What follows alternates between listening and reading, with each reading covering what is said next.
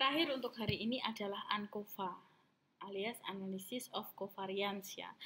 Jadi di sini ANCOVA, kalau teman-teman memperhatikan Introduction to Multivariate Statistik di pertemuan pertama kita, ANCOVA ini juga salah satu analisis statistika multivariat yang mana dia memiliki satu variabel bebas berupa variabel nominal gitu ya, dan satu variabel tergantung, bisa juga lebih ya variabel bebasnya, satu atau lebih gitu ya, dan satu kovariat ya.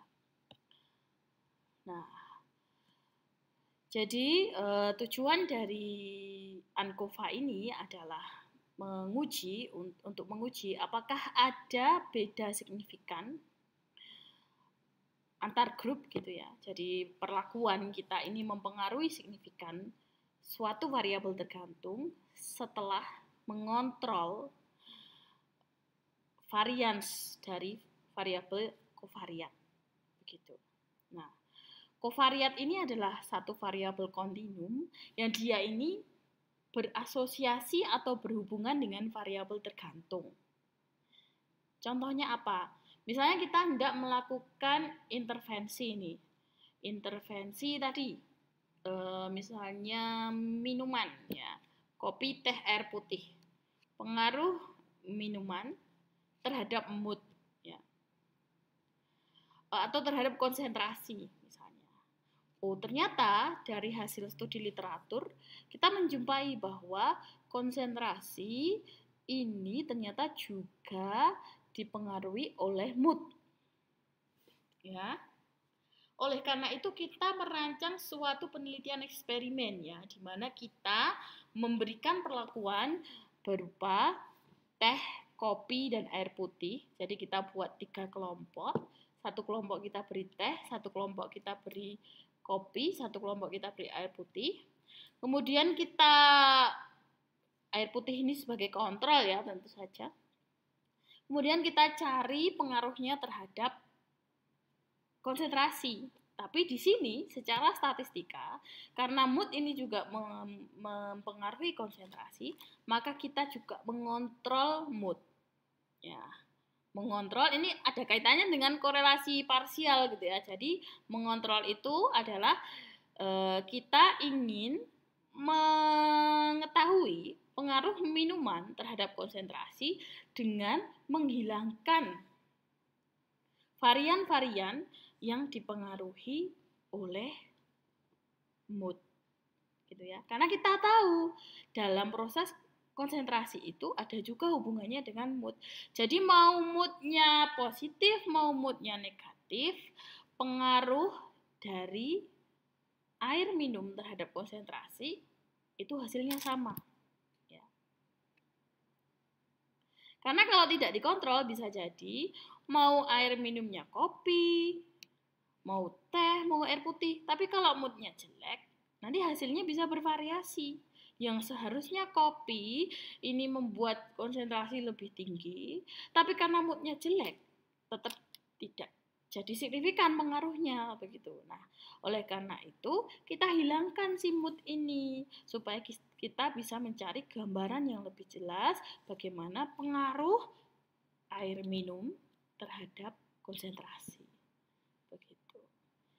Ya, secara sederhana kita filter pengaruh dari si kovariat itu tadi.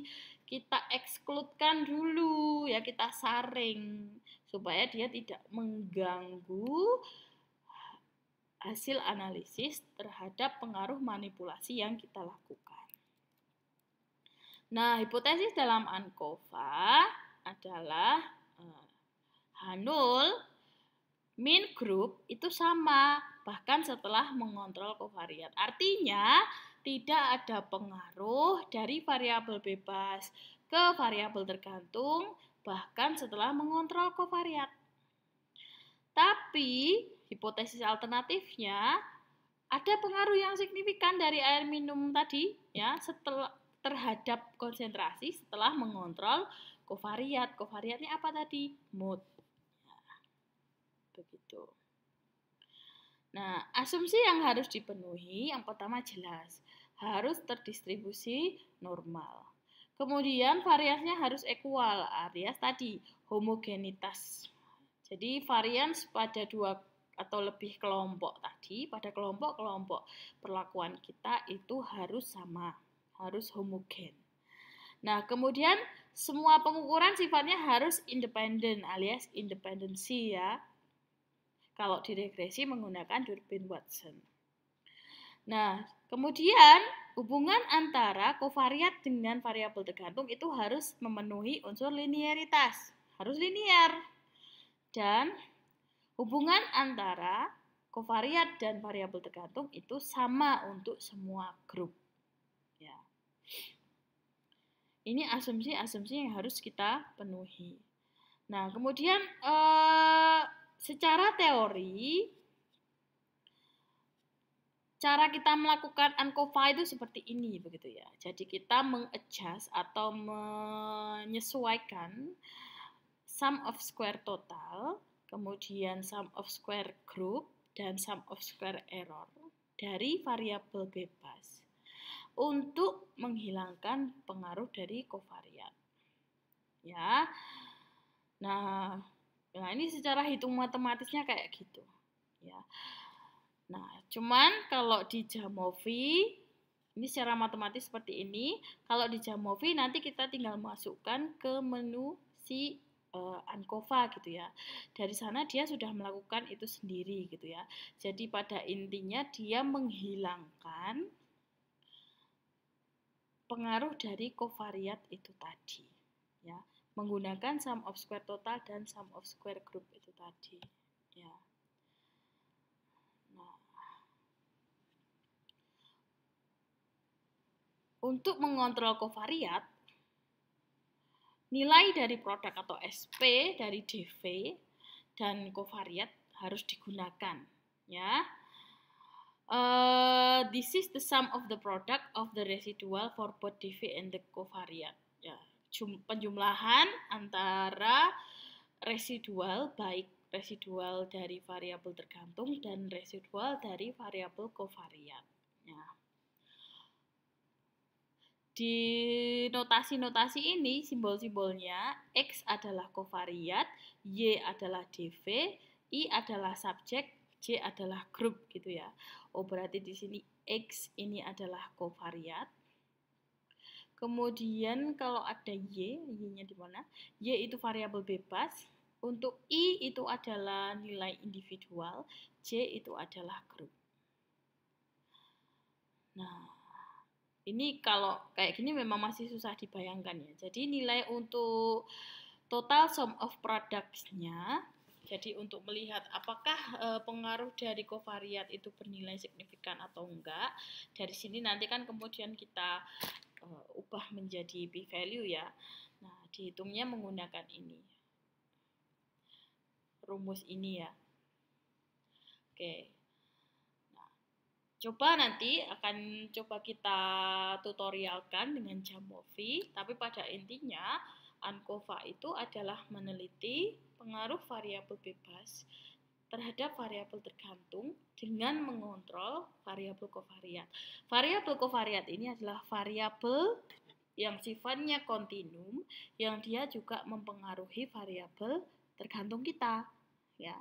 Sehingga untuk bisa benar-benar melihat pengaruh variabel bebas, kita itu harus mengeliminasi pengaruh dari kovariat itu dulu. Ya. Begitu. Nah, jadi ya ini memang akan digunakan pada situasi-situasi tertentu ya. Misalnya memang variabel tergantung kita di luar sana itu terbukti memiliki asosiasi yang sangat kuat dengan variabel lain begitu. Nah, maka keberadaan variabel lain itu harus kita kontrol. Nah, mungkin itu saja penjelasan saya untuk hari ini. Video-video selanjutnya akan berisi mengenai tutorial-tutorial.